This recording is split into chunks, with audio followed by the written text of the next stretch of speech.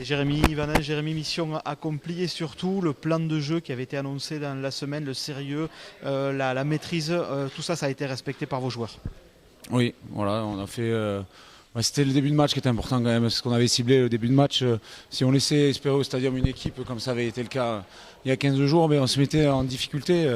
Là, voilà, le plan de jeu a été respecté. On voulait limiter les passes sur le début de match et surtout maîtriser les collisions sur le milieu de terrain en particulier pour après pouvoir écarter dans les couloirs. C'est ce qu'on a fait. Et au fur et à mesure, on a construit le match. On ne s'est pas enflammé, on a construit le match avec sérénité. Et voilà, on a remporté 5 points surtout. C'était important par rapport au classement. C'est chose faite. Lors du point presse, Arnaud parlait de continuité et je pense que là aussi la continuité par rapport à la seconde mi-temps de Bourgoin, elle est au rendez-vous. Oui, il fallait qu'on soit sur la même dynamique, qu'on arrive à continuer à avoir ce qu'on avait vu en deuxième mi-temps, c'est-à-dire des joueurs qui se lâchent un peu, qui osent se lâcher les ballons et surtout qui arrivent à tenir le ballon, chose qu'on n'avait pas réussi à faire contre Cognac. Dès qu'on envoyait un temps de jeu, on perdait le ballon. Donc c'est ce qui a été fait aujourd'hui. Je suis content aussi de la prestation générale des joueurs et aussi des joueurs entrants, aussi des nouveaux jokers qui sont rentrés aujourd'hui, qui ont fait du bien à l'équipe. Donc ça lance une bonne dynamique pour la suite. Maintenant, on a une semaine pour préparer une rencontre capitale et il va falloir qu'on le fasse de la meilleure des manières avant de se reposer un peu. On a encore vu les qualités de cornac de Kevin Boulogne qui, sur les 50 minutes qu'il joue, apporte à une vista et est capable de mettre justement toute l'équipe au diapason.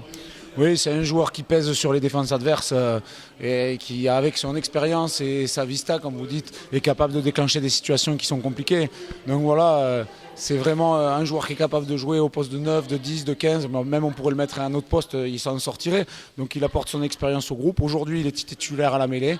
Il a fait un bon match et on est content de pouvoir compter sur lui sur tous ces différents profils de poste. Un mot sur Jacques Engelbrecht aussi qui vous livre une partie majuscule.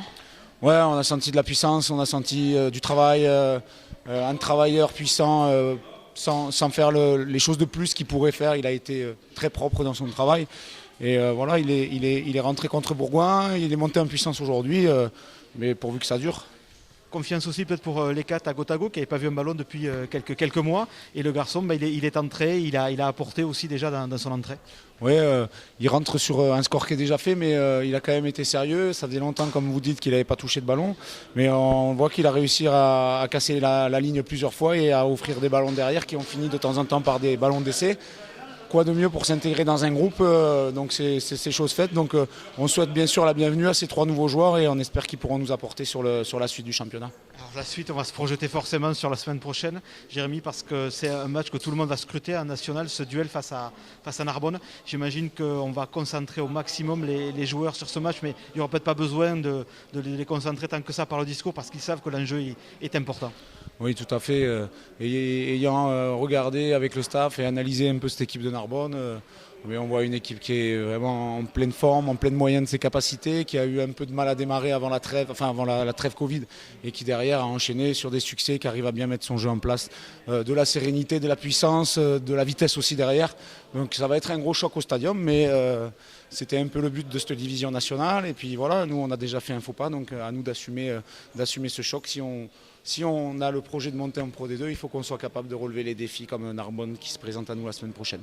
Dommage que ce choc ne puisse pas être en présence du public, parce que c'est sûr que sur un match comme ça, le public peut avoir vraiment son rôle à jouer. Oui, ça nous manque franchement. Les joueurs, oui, mais même nous autour, les émotions ne sont pas les mêmes. Alors c'est dommageable. Après, voilà, c'est la crise sanitaire, c'est les conséquences de la crise sanitaire.